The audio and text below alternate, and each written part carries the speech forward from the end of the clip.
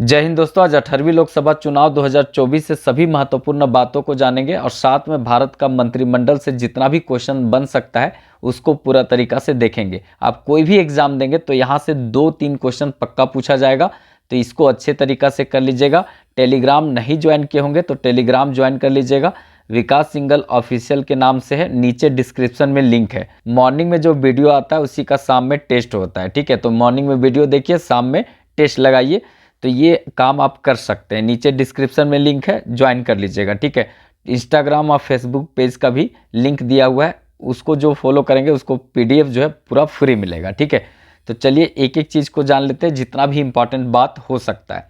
देखिए, लोकसभा चुनाव में देखेंगे, सबसे पहले लोकसभा का उल्लेख जो है संविधान के किस अनुच्छेद में किया गया, तो ये 81 अनुच्छेद में किया गया है, ठीक है। देखिए, संसद जो होता है ना कैसे बनता है, याद रखेंगे। संसद जो है ना, संसद कैसे बनता है तो याद रखना है, संसद जो है वो पहले राष्ट्रपति, उसके बाद राज्यसभा, ठीक है, राज्यसभा, और उसके बाद देखा जाए तो लोकसभा इसको कहते हैं निम्न सदन। तो संसद जो है वो राष्ट्रपति, राज्यसभा और लोकसभा के मिलने से बनता है। ये भी क्वेश्चन पूछता है, याद रखना है। लोकसभा निम्न सदन होता है। इसमें देखा जाए तो इसका उल्लेख 81 में किया गया है, आर्टिकल 81 में किया गया, भारतीय संविधान के अनुच्छेद 81 में इसका उल्लेख किया गया है, ठीक है, याद रखना है। लोकसभा में देखेंगे तो पहले जो अध्यक्ष थे वो कौन थे, तो ये पहले अध्यक्ष थे गणेश वासुदेव मावलंकर, ठीक है। ये पहले लोकसभा के अध्यक्ष थे, यहाँ से क्वेश्चन पूछा जाता है। और अभी 18वें लोकसभा चुनाव हुआ, उसके बाद जो अध्यक्ष बने हैं ओम बिरला, ठीक है, राजस्थान से आते हैं ओम बिरला, अभी 18वें लोकसभा के ये अध्यक्ष हैं, ठीक है। 17वें का भी जो 17वां हुआ था उसका भी यही थे ओम बिरला, अभी भी यही है, ठीक है, याद रखना है। नेक्स्ट देखते हैं, यहाँ पे लोकसभा का जो पहला बैठक जो हुआ था वो 13 मई 1952 ईस्वी को हुआ था।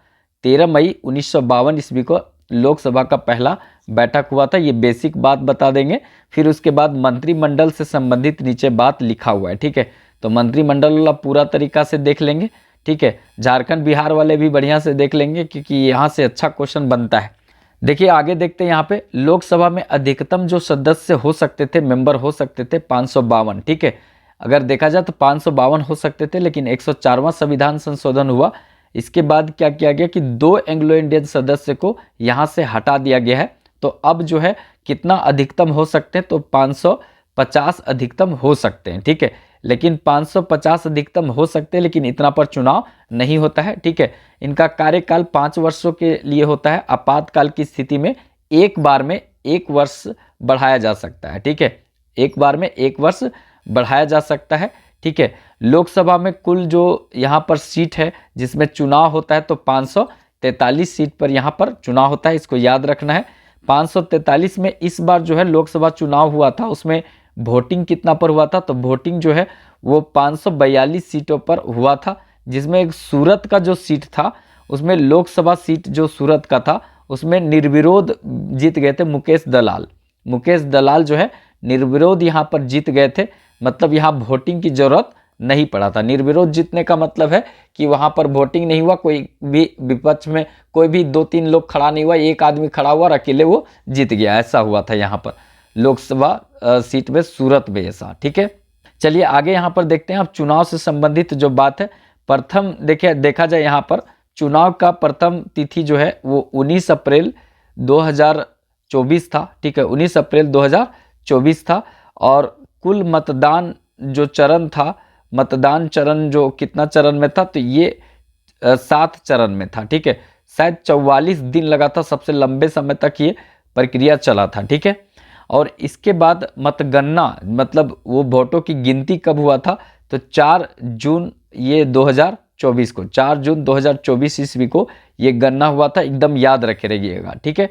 इसमें एनडीए जो है, एनडीए गठबंधन है, इसको 292 सीट प्राप्त हुआ और ये बहुमत में आई, ठीक है।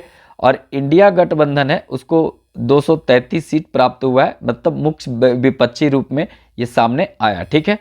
तो ये थोड़ा थोड़ा बात याद रखना है, क्योंकि यहाँ से सीधे तौर पर क्वेश्चन पूछा जा सकता है, और ये भी करंट अफेयर है, ठीक है, एकदम करंट अफेयर है, और मंत्री को भी अच्छे से देख लीजिएगा, ठीक है।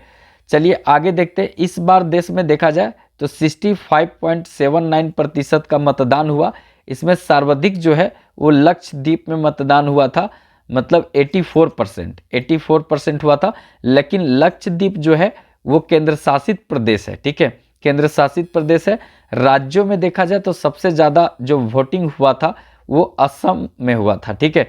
असम में 81.5% यहाँ पर वोटिंग हुआ था असम में, ठीक है।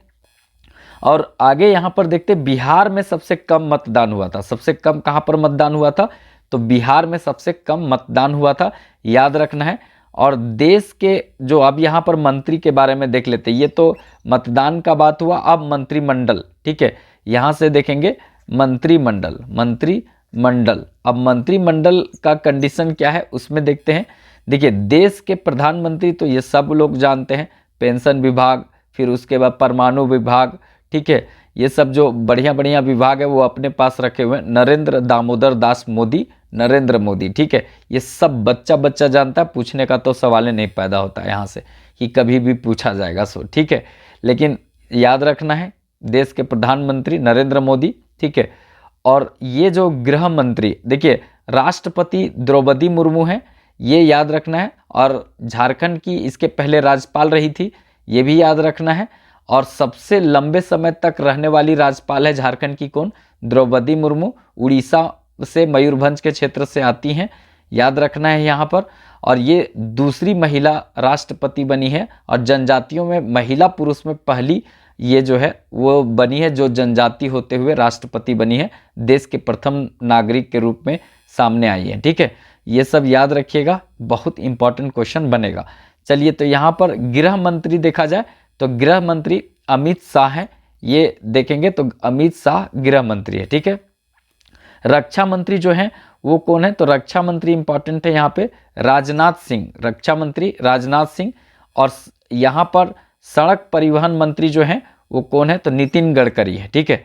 यहाँ पर रक्षा मंत्री थे राजनाथ सिंह, लेकिन रक्षा राज्य मंत्री जो हैं, याद रखना है, रक्षा राज्य मंत्री जो हैं वो संजय सेठ हैं, संजय सेठ हैं। ये देखा जाए तो झारखंड रांची से भारतीय जनता पार्टी के सांसद हैं, याद रखेंगे। सांसद का चुनाव जीते थे कहाँ से? रांची से, भारतीय जनता पार्टी के टिकट पर। और ये जो है ना संजय सेठ जो है अभी रक्षा राज्य मंत्री हैं, ठीक है। रक्षा राज्य मंत्री मतलब होता है कि किसी एक राज्य का रक्षा मंत्री नहीं, रक्षा मंत्री राज्य का थोबे नहीं करता है, ठीक है। अगर ये बात करें तो जो कैबिनेट मंत्री होते हैं उनके सहयोग के लिए जो मंत्री बनाए जाते हैं उनको राज्य मंत्री कहा जाता है। जैसे देखिए यहाँ पर रक्षा मंत्री हैं ये राजनाथ सिंह, तो इनको सहयोग करेंगे कौन? तो ये करेंगे संजय सेठ, ठीक है, रक्षा राज्य मंत्री, ठीक है। तो इसीलिए ये थोड़ा याद रखने का चीज़ है। और यहाँ पर है महिला बाल विकास मंत्री, ठीक है। ये महिला बाल विकास मंत्री जो है अन्नपूर्णा देवी हैं, ठीक है, अन्नपूर्णा देवी हैं, झारखंड से आती हैं ये। कोडरमा से भारतीय जनता पार्टी की सांसद चुनी गई है। और झारखंड क्षेत्र से एकमात्र सांसद हैं जो कैबिनेट मंत्री बनी है, एकमात्र सांसद, ठीक है, झारखंड क्षेत्र से हैं, कैबिनेट मंत्री बनी है। इसके पहले अर्जुन मुंडा जो हैं वो कैबिनेट मंत्री रहते थे, जनजातीय मामले के मंत्री रहते थे। और कैबिनेट में एक मंत्री जो है झारखंड से रहते थे वो, लेकिन इस बार चुनाव वो हार गए हैं। तो महिला बाल विकास मंत्री अन्नपूर्णा देवी जो है चुनाव जीती हैं, और ये जो है अभी मतलब यहाँ से मतलब कैबिनेट मंत्री है झारखंड के क्षेत्र से एकमात्र, याद रखिएगा, ठीक है। जेपी नड्डा, जेपी नड्डा स्वास्थ्य और परिवार कल्याण मंत्री हैं, जेपी नड्डा, याद रखना है, ठीक है। इसके बाद शिवराज सिंह चौहान, शिवराज सिंह चौहान जो है ये किसान कल्याण मंत्री हैं, ग्रामीण विकास मंत्री हैं। किसान कल्याण और ग्रामीण विकास मंत्री कौन है? शिवराज चौहान है, ये याद रखेंगे। इसके बाद निर्मला सीतारमन, निर्मला सीतारमन जो है वो वित्त मंत्री हैं, कारपोरेट मामले के मंत्री हैं, ठीक है। इसके बाद देखा जाए तो यहाँ पर एस जयशंकर, ठीक है, एस जयशंकर जो हैं ये विदेश मंत्री हैं, एस जयशंकर विदेश मंत्री हैं, बहुत योग्य व्यक्ति हैं, याद रखेंगे। यहाँ पर मनोहर लाल, ठीक है, मनोहर लाल जो हैं ये आवास और शहरी मामले के मंत्री हैं। मनोहर लाल जो हैं आवास और शहरी मामले के मंत्री हैं, सीधे याद रखेंगे, जीतन राम मांझी। जीतन राम मांझी जो हैं वो देखा जाए तो यहाँ पर सूक्ष्म और लघु मध्यम उद्योग मंत्री हैं, सूक्ष्म लघु और मध्यम उद्योग मंत्री हैं, बिहार से आते हैं। अब कितना सूक्ष्म लघु मध्यम उद्योग लगाएंगे बिहार में पता नहीं, ठीक है।